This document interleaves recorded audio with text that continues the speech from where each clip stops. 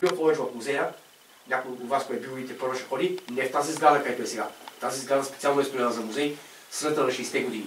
И втората половина и 67 година. Общината в селото, Околийския народен съвет, тогава в Ловеч, Околийски център, такива граждани, ентусиасти, не са поставили този въпрос.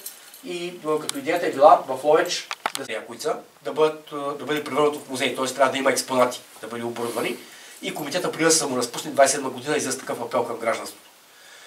Кой каквито вещи има, снимки, документи свързани с делото на Левски и негови, 1927 година, как глупости говоря, 1931 година, на 11 май, тук се открива първия музей на Левски в България. А ние се мислехме, че поне е за тържествена обстановка, като това събитие е документирано на филмова лента.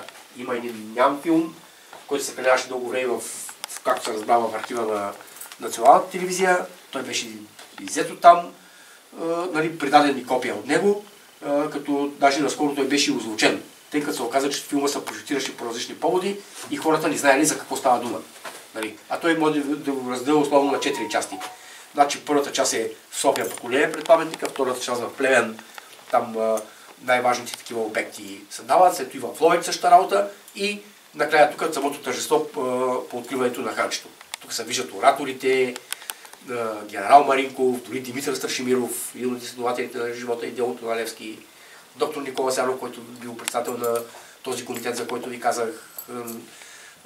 Вижда се тук как дефинира после такава военна част,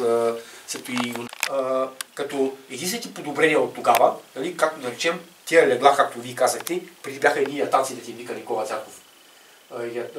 Те са спали пустите на ханчето. Те бяха направени от подръчни материали, обаче създаваха повече впечатление за автентичност. Така ги беше правил, мога да ви кажа. Те легла се докараха наскоро. Също това осветление, което е дарение от ВМРО Ловеч.